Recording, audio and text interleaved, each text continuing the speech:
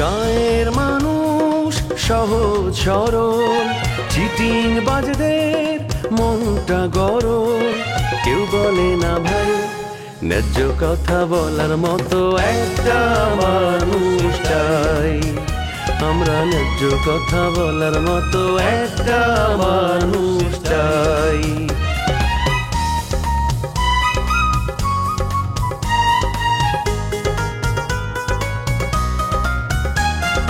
সৎ মানুষের ভাঙ্গা বাড়ি, ধান্দা বাজরা নেয় যে গাড়ি।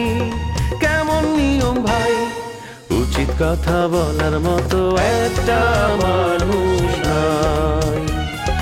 উচিত কথা বলার মতো একটা মানুষ নাই।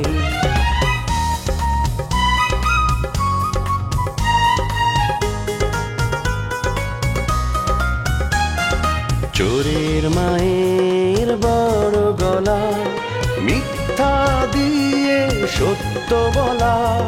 ভদ্রলোকের ভাই এক সমাজেই বাস করে ভাই চিটার এন্ড জেন্টলম্যান।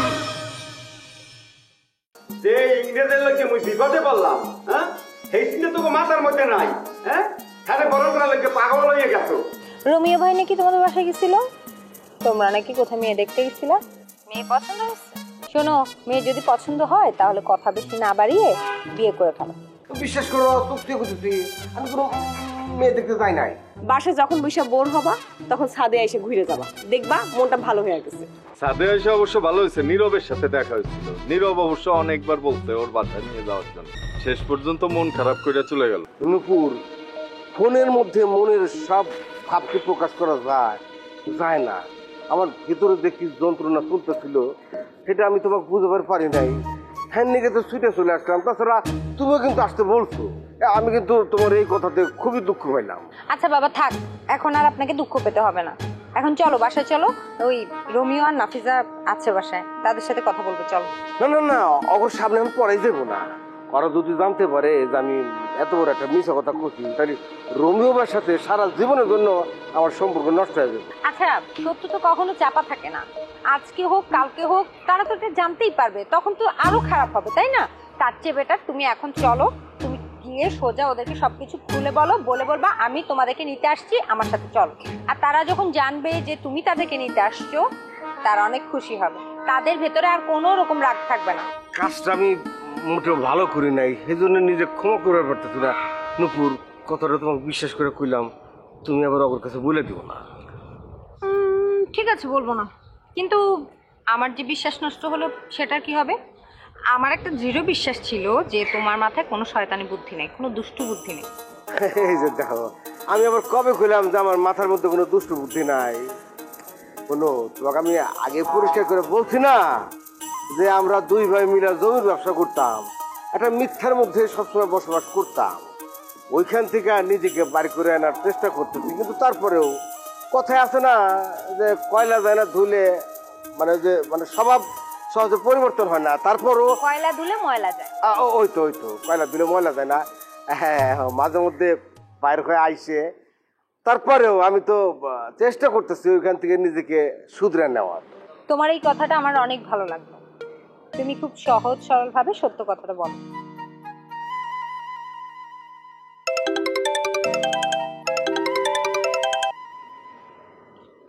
জি বলেন। কুসুম, রোমিও ভাই যে তোমাদের বাসায় আসছে সেটা আমাকে আগে বলো নাই কেন?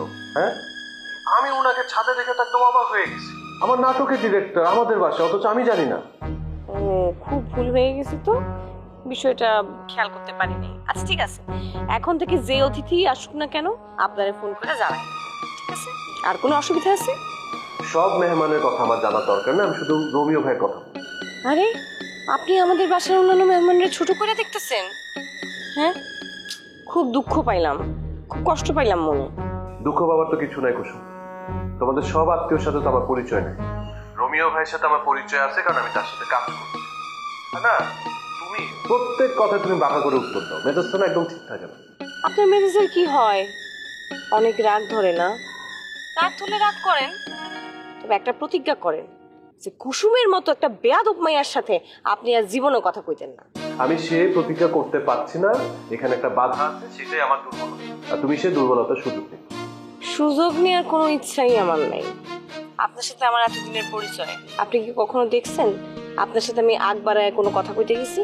তুমি যাও নাই কারণ তোমার অহংকার। উফ, আমি না বুঝতে পারি না, এত অহংকার, অহংকারে তো তুমি মাটির মধ্যে পা ফেলতে পারো। শোনেন, একদম বাজে কথা বলবেন না। আমি না একটা সুন্দর বিষয় নিয়ে কথা বলছিলাম, একটা সামাজিক বিষয় নিয়ে কথা বলছিলাম, আর কথাটাকে তুমি বিতর্কিত করে ফেলো। আমি একটা কথা বলি, সব বিষয় না রিয়াক্ট করা ঠিক না। আমি সব বিষয়ে রিয়েক্ট করতেছি, আপনি শুধুই আমার ভুল বুঝতেছেন। আমি তোমাকে ভুল বোঝার লোক। এনিওয়ে, সেসব কথা থাক। রোমিও ভাইয়ের বউকে দেখলাম, খুব মিষ্টি। আমি ওনাদেরকে বাসায় আসতে বলি, কিন্তু আসলো না। তুমি না আসলে নাকি আসবেন? আমি না কিছু বুঝি না। তুমি এক কাজ করবা, তুমি ওনাদেরকে নিয়ে একদিন বাসায় আসো, আমি না খুব খুশি হব। আমি যাব না, কিন্তু রোমিও ভাইরে বলবো যে নাফিস আপারে নিয়ে আপনাদের ওখানে যায়। আর আমি না বলার কি, তারা আপনার বাসায় বেড়াতে গেলে আমারই খুব ভালো লাগবে। এই যে সুন্দর একটা কথা বলছো, এইভাবে কথা বললে কি যে ভালো লাগে। প্লিজ আমাকে নিয়ে উড়াধুরা কথা বলো না তো, আমি নিতে পারি না। হাজার হলেও আমি তোমার কাছের মানুষ। আপনি আমার কাছের মানুষ মানে? আপনারা তো আমি এখনো কোনো সার্টিফিকেট দেইনি। কথা শেষ হয়েছে? হ্যাঁ, আমার কথা শেষ। ইচ্ছা করলে তুমি রাখতেও পারো, মাইন্ড করবো না। আপনি মাইন্ড করলে আমার কিছু যায় আসে না। এই যে আবার হার্ড কথা বললাম, আমি আর বাড়াইতে চাই না। এনিওয়েজ, তুমি এখন কোথায়? এই না বললেন আপনি কথা বাড়াবেন না, এখন আবার বাড়তি প্রশ্ন করতেছেন কেন? আচ্ছা ঠিক আছে, আর বাড়াবো না, ভালো থেকো। Thank you. থ্যাংক ইউ, রাখলাম। লোকটা আসলে পাগল হয়ে গেছে। মেয়েরা যে কি বুঝে না বুঝে আল্লাহ জানে। কিন্তু কুসুম, তুমি তো আমার ভালোবাসাটা বুঝছো। নুপুর, বিশ্বাস করো, মনে হচ্ছে কি আমার এই বুকের উপর থেকে 2 মনোজনের একটা পাথর নেমে গেল। আমি এখন স্বাধীনভাবে নিঃশ্বাস নিতে পারতেছি। আমার খুব ভালো লাগতেছে। আচ্ছা, ভালো লাগলে এখন চলো, বাসায় গেলে আরো ভালো লাগবে। ওদের সাথে গল্প করবা, দেখবা মনটা আরো ভালো হয়ে যাবে। চলো। আরে না না না না, এখন বাসায় যাবো না। তুমি যেহেতু তাই সে পড়ছাও, এত তাড়াতাড়ি যাওয়ার কি আছে? এক কাজ করি, আশেপাশে নিশ্চয়ই কোনো ভালো রেস্টুরেন্ট আছে, চলো ওখানে তুমি যাইবা, আমি তোমার একটু আপ্যায়ন করি। আমাকে আর আপ্যায়ন করতে হবে না, এখন চলো। আমার বাড়িতে অনেক কাজ আছে। আর তাছাড়া তোমাকে তো একটা কথা বলাই হয় নাই, রোমিও আর নাফিজা কিন্তু বিয়ে করেছে। ওদের জন্য বাসর ঘর রেডি করতে হবে না? চলো। ইয়াল্লাহ, এসে করে কি করলে? নাফিজার রোমিও বিয়ে করে হালাইছে, অথচ আমাকে জানালো না। না, এবার আমি উল্টো কষ্ট পাইলাম। আরে বাবা, তুমি ঢাকায় ছিলে, উনি বিয়ে করছে গ্রামে, তোমাকে কি করে বলবে? তো ফোন করে কইলে তো খুশি হইলাম রে। না, রোমিও ভাই লোক ভালো না, আমি ওনার হাতে দেখাই করবো। এই ঢং করো না তো, আসছে ঢং করতে। তো এই রোমিও আর নাফিজা যে তোমাদের বাসায় 3-4 দিন থেকে গেছে, তখন জানতা না যে ওরা বিয়ে করবে? এখন বিয়ে করছে আর এগুলো বলতেছো? নুপুর, জানতাম বলে তো মনের মধ্যে কষ্টটা এত বেশি বাকি। সে তো তখন আমার কছিল যে আমরা গ্রামে যাইতেছি, যাই বিয়ার প্রস্তুতি নিবো, প্রস্তুতি কমপ্লিট হলে তখন ডাকবি। কারণ বিয়ে করে হালা দিল, অথচ আমার ডাকার কোনো নামই নাই। আরে ওনারা তো বিয়েটা ইচ্ছা করে করে নাই। যদি ইচ্ছা করে করতো তাহলে তো এভাবে ঢাকায় চলে আসতো না, তাই না? গ্রামে অনেক ধুমধাম করে বিয়ে করতো, সেখানে আমরা সবাই অ্যাটেন্ড করতাম, তুমিও করতা, তুমিও ইনভিটেশন পাইতা, তুমিও সেই বিয়েতে যেতা। আসলে এই বিয়েটাতে অনেক ঝামেলা আছে, অনেক কেরিকেচাল আছে, এগুলো আমি পরে বলবো তোমাকে। আচ্ছা ঠিক আছে, যেহেতু মেলা ঝামেলা জমেলা হয়েছে, তো নাও যাই, আর কি করা আছে। চলো। আচ্ছা নাও। আসসালামু আলাইকুম বস। ওয়ালাইকুম সালাম। কবির বস, মা মারে বাইরে ঘুরতে দেওয়াটা ঠিক হয় নাই। কি ব্যাপার বস, আপনি কেমন কথা কইতেছেন? আপনি তো কইছিলেন, কি কইছিলেন? যে আমার সামনে যেন আপনার মামা না পড়ে। আরো কইছিলেন মামা যেন দিনের বেলা বাড়িতে ঢুকতে না পারে। আরো কইছিলেন বাইরে বাইরে খায়া পড়ে বাঁচুক। আমি কইছি সেটা ঠিক আছে, কিন্তু আমার এটা করাটা ঠিক হয় নাই। এই সিদ্ধান্তটা ভুল আছে। বস, আপনার কথাটা কেমন যেন এলোমেলো মনে হইতেছে, মানে আমার কাছে একটু নরম নরম সুর মনে হইতেছে। আপনি কি কোনো কারণে ভয় পাইতেছেন? ভয়ে তো একটু আছি। মামা যদি বাড়িতে বন্দি থাকতো তাহলে কিন্তু থানায় যায় কেসটা করতে পারতো না। মামারে বাড়ির বাইরে হইতে দিছি, মামায় থানায় যায় আমার নামে মামলা করে দিছে। বস, দীর্ঘদিন ধরে এই লাইনে আছি, এইরকম যে একটা বিপদ হইব সেটা আমি আগেই জানতাম। তা আগে জানলে এই কথাটা আমারে কনে কে? আমারে কইলে তো আমি একটু সাবধান হইতাম নাকি? আমি ভাবছিলাম কি এই এলাকার মানে আমাদের গ্রামের সব মানুষজন আপনার পক্ষ রায় দিবে, আপনার পক্ষ নেবে, কিন্তু সব তো দেখতেছি উল্টা। সব মানুষজন কি কারণে যেন আপনার বিপক্ষে অবস্থান নিছে, খালি আমি ছাড়া।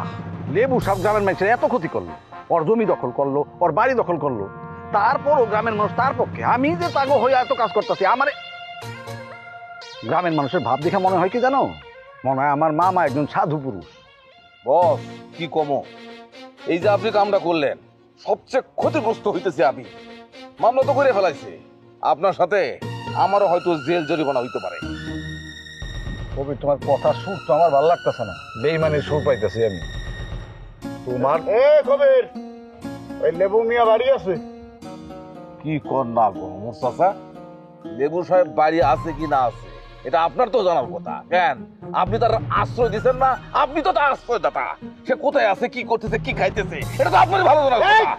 তোর তুফার জোর মেলা বাইরে গেছে, আর তেল তো একটা ভাই এসে ই পড়তেছি। একালে চিবরাই তেল বাই করে এলাম, কইয়ে দিলাম। আর এলাকায় যাতে থাকতে না পারো সেই বন্দোবস্ত করতেছি, সুবন্দোবস্ত। বসো বসো, বলে বসো। এ রোমিও ভাই, তুমি কুসুম করে বাড়িতে এসে উঠছাও, তুমি তোমার মান সম্মান সব ধ্বংস করে হাঁটিয়েছো ভাই। এই ছাগল পাগলের মতো কথা কস কেন? আমি তোর মান সম্মান কেমনে নষ্ট করলাম বুঝলাম না তো। এই নুপুর, তুমি ওরে কই পেলা? আরে ভাই, আমি একটু বাইরে যাচ্ছিলাম কাজে, তো বাবুর ভাই আবার আপনার সাথে দেখা করতে আসছিল। এই যে নিচে গেটের সামনে দেখো। রোমিও ভাই, বিশ্বাস করো, তুমি আমাকে ফোন দিলা না, ফোন তোর হাতে হাতে টিকিট কাউন্টার থেকে আটটুক বাইর করে আমি সিলের মতো উড়াল দিয়ে বাসায় এসে উঠছি। আমার তো ভাগ্য ভালো যে নুপুর হাতে দেখা হইলো, তা নাহলে তুমি জেন বেরিয়ে পেলাম না যে তুমি এসে কুসুম করে বাড়িতে উঠতে। এই ব্যাপার, এই তুই তো নিজেই কইলি যে কুসুম গো বাসায় যাও। রোমিও ভাই, ও এত মায়া করে তোমাকে দেখতে আসছে, আর তুমি ওর সাথে ধমকা ধমকা কথা বলতেছো। একটু মায়া করে কথা বলো তুমিও। ওই কি নুপুর আমার বড় ভাই শামসুর খুব ক্লোজ ফ্রেন্ড, এই হিসাবে তাকে আমি অল টাইম সম্মান দিয়ে কথা কই। ইনি আবার আমার ওই সম্মানটা দুর্বলতা ভাইবে খালি তোমাকে উপর রাখে। ঠিক আছে, এখন থেকে আর দমক দিব না। আমি তোরে ছোট ভাইয়ের মতো মনে করি, তাই একটু আবদার দাবি থেকে এই কথা বলি। শোনো, বাবুল ভাইও তোমাকে অনেক ভালোবাসে, তাই আবদার নিয়ে শয়তানি করে, দুষ্টুমি করে। তুমি আবার আমার মনের কথাটা কইছো। তবে রবিও ভাই, একটু বিষয় নিয়ে আমি কিন্তু ভাই খুব কষ্ট করছি। আচ্ছা, তুই কোন বিষয়ে এত দুঃখ পাইছো শুনি একটু। তুমি আমাকে না জানে না বুঝে বিয়ে করে আলাদা চাও কেন, সমস্যা কি হয়েছে? নাকি না ফিচার দিক তোর একটু অন্য নজর ছিল? রোমিও ভাই, তুমি কিন্তু এটা মোটেও বলতে পারো না। বাবুল ভাইয়ের চরিত্র এতটাও খারাপ না। দেখো শুনতে বাপুরে, আমি তো আগে জানতাম নাফিজার হাতে তোমার প্রেম চুটতেছে, তারপর আমি ওদিকে কোনো নজর দেবো ভাই। তোমার এই কথাটাতে আমি কিন্তু আরো বেশি করতে পারি। আরে মুশকিল, কথায় কথায় এত দুঃখ পাইলে তো সমস্যা। আমি তো তোর সাথে একটু ফাইজলামি করলাম, এইটাও কি করা যাবে না? রোমিও ভাই, বাবুল ভাই সহজ সরল মানুষ তো, তাই দুষ্টুমি বুঝে না। নূপুর, তুমি মানুষ চিনতে ভুল করলা। তুমি তো বাবুল রে চিনো না, আমি চিনি। এলাকায় থাকতে যে রংবাজি, যে বাটপারিটা করছে, শামসুর ব্যবসা বাণিজ্য তো সব ওই দেখতো। জমির দালালি এত সহজ না, খুব কঠিন। এই ব্যবসা করতে হইলে বুকের পাটায় সাহস থাকতে হয়। তুমি ওরে সহজ সরল মনে করো? ও তো আগে কথায় কথায় মানুষরে ভয়ভীতি দেখাইতো। বাবুল ভাই, আমি এগুলো কি শুনছি? আপনি কি সত্যি সত্যি আগে রং বাজছিলেন নাকি? না, আগে ছিলাম, আগে একটু একটু রংবাদ পরিবেশ পরিস্থিতির জন্য রংবাদি করে লাগছে, কিন্তু এখন আমি ভালো হয়ে গেছি। এবারে মাটির মানুষ, তুমি মাটির যত দুঃখ দাও, যত কষ্ট দাও, মাটি কিন্তু কথা বলে না। আমি ওইরকম মাটির মতো আর চেষ্টা করতেছি। আমি জানি তুই ভালো হয়ে গেছিস। আচ্ছা, তোমরা বসো, আমি একটু নাস্তা টাস্তা নিয়ে আসতে পারবো। না না, নাস্তা ফাস্তা লাগবো না। এই রবি ভাই, তুমি নাফিসের খাতে করে নিয়ে তাড়াতাড়ি আমার ঘরে চলে এসো। বললেই হলো, চলে আসো। মাত্র আসছে আমাদের এখানে, কয়েকদিন থাকবে, তারপর তোমাদের এখানে যাবে। আচ্ছা শোন, এইখানে দুই একদিন থাকি, তারপর যেমন সমস্যা নেই। ব্যাপারটা কি হয়ে গেল না? আমি তো সরম করতেছি। সরল অভিনয় তোরে বোঝা খুব মুশকিল রে। কথা কাকা, কি আপনি কিন্তু বহুত বাড়াবাড়ি করতেছেন। আপনি আমার মামারে নিয়ে থানায় গেছেন আমার নামে মামলা করার লিগা। আমি যদি প্রতিশোধ নেওয়ার চেষ্টা করি আপনার কি অবস্থা হইব আপনি বুঝতে পারছেন? হ্যাঁ বলতে পারছি, বুঝা হই নাই যাই লেবু মিয়ার পাশে দাঁড়াইছি আর খারাইয়া থাকমু, ভেঙ্গে যাবো তো মত কামনা। আর তুই কেডা হুমকি দাম কি দাও? তুই তো পেট তারক, তুই প্রতারণা কইরা লেবু মিয়ার জমি জমা ব্যাগ লেখ কেনেছো। এই তুই কি মনে করছো যে তোর এই অবৈধ কাজ, এই অবৈধ কাজের বৈধতা দেবে গ্রামের মানুষ? জীবনেও দেবে না, কেয়ামতের আগেও না। আপনি এত নাচতেছেন কে এটা তো বুঝলাম না ওমর কাকা। আমার মামার হাতে তো খুব একটা টাকা পয়সা নেই, তাহলে কিসের লোভে আপনি তার পেছন পেছন ঘুরতেছেন? তার মানে কি আমি যেটা সন্দেহ করতেছি সেটাই সত্য? ওমর কাকা, যদি সেই সন্দেহ সত্য হয় আপনার পুরা মুখে আমি চুনকালি মাখায়া গলায় জুতার মালা দিয়া গ্রামের মধ্যে হাঁটাম। সেই জুতা এখন আবিষ্কার হয় নাই, কথাবার্তা উস্কুরি বলবা। তুমি শাকের লেন্দুরে পাড়া দিছো, হাপের লেন্দুরে পাড়া দিছো, তুমি দোরা সাপ মাইটে সাপ না গোকরো দাঁত গোকরো পাড়া দিছো। দাঁত গোকরো কেনা মুই মোর যে দাঁত হ্যাঁ তোর দেহতে ঢুকাই, তোর দেহ দইলে পুরো ফারকার হয়ে গেছে। বস, আপনার যে সন্দেহ, আপনি ওনার প্রতি যে সন্দেহ করতেছেন তার কইলাম সত্যতা আছে। আমি দেখছি, নিজের চোখে দেখছি, ওমর কাকা মাঝে মাঝে এই বাড়িতে আসতো, মামির সাথে কথা বলতো। আপনি আমার মামারে ভালোবাসেন না, আপনার চোখ পড়ছে আমার মামির উপরে। ওমর কাকা সোজা খুন করে ফেলামো কিন্তু আমি। খুন মরে তুমি কি করবা? খুন তো তুমি হয়ে যাবা। তুমি তো ভাবতক্য শুরু করে দিছো, বদমাইশি করার জায়গা পাও না ফাজিল কুমের। তুই কিছুদিন আগেও নুপুর মেম্বার ধরে নিয়ে গেছিল জোর করিয়া আরেকজনের খুন।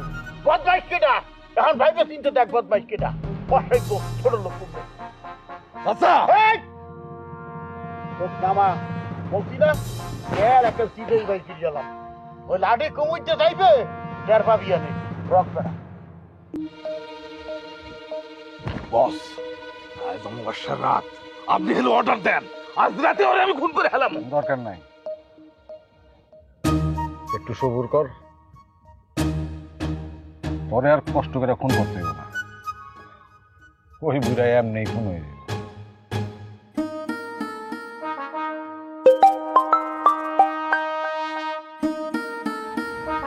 ঝিনুক কেমন আছো?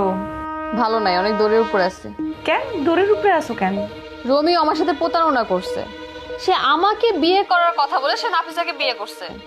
এর জন্য নাফিজার ফ্যামিলি তাদেরকে মাইনে নেয় নাই। শোনো, বিয়ে একবার হয়ে গেলে কোনো কিছু করার থাকে না। আর নাফিজার সাথে যে তার অনেক আগে থেকে প্রেম, 2 বছর আগে থেকে প্রেম, এটা তো আমরা সবাই জানি। শোনো, সুইমিং পুলের পাশে 2 বছর আগে দাঁড়ায় যে এই কথাটা কইছিলা, তোমার মনে নাই?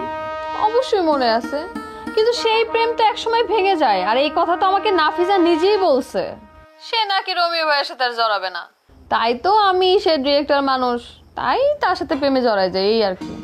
শোনো, নাফিজার সাথে যদি প্রেম থাকে তাহলে তোমার সাথে আবার জড়াই কেমনে রোমিও ভাই? আসলে হয়েছে কি, রোমিও ভাই আর নাফিজার মধ্যে যখন একটু সমস্যা হইতেছিল তখন তোমার লগে রোমিও ভাই কথা কইছে। প্রেম আসলে কখনোই কম ছিল না। তুমি কেন অন্যের প্রেমিকের সাথে জড়াতে গেছো? এখন তুমি তোমার বান্ধবী নাফিজার জন্য দোয়া করো যেন ওরা সুখী হয়। সেইটা তো আমি পারবো না। আমি চাই 6 মাসের মধ্যে ওদের সংসার যেন ভেঙে যায়, কারণ ওরা দুইটাই হচ্ছে আমার দুশ্মন। আরে বান্ধবী দুশ্মন হয় কি কইরা? আচ্ছা শোনো, রোমিও ভাইয়ের চাইতে অনেক বেশি টাকাওয়ালা তো বুলেট ভাই। বুলেট ভাইয়ের সাথে তোমার তো বিয়ে দিতে চাইছিল, বুলেট ভাই কথাও বলছে আঙ্কেলের সাথে, আঙ্কেল রাজি ছিল। তুমি যে কেন রাজি হইতেছো না এটাই আমি বুঝতেছি না। তুমি জানো না কুসুম, বুলেটকে আমার একদম সহ্য হয় না, ওকে আমার ভালো লাগে না। আর ওরে বিয়ে করলে আমাদের সংসার তো একদিনও টিকবে না। বুলেট ভাই কিন্তু আগের মতো নাই, উনি একদম বদলায় গেছে।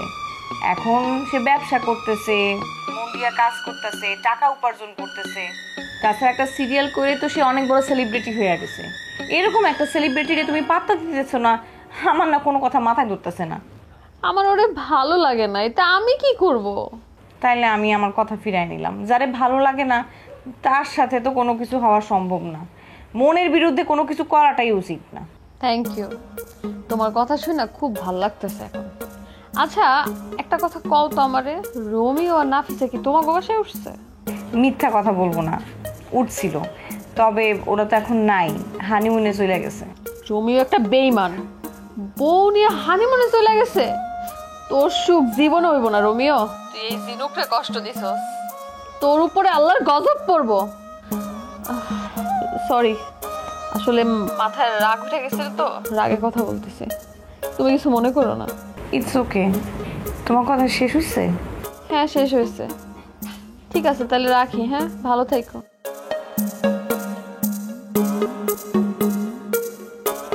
কি লেগে ফোন দিলাম আর কি কথা আরো শুনলাম। ফোন দিয়ে তোর জ্বালা পোড়ারে উঠে গেল। হানি মনে গেছে। এই মানুষ এত বেইমান হইতে পারে? ছি। সবই ঠিক আছে, কিন্তু আমার মনে হয় মেয়েটা একেবারে পাগল হয়ে গেছে।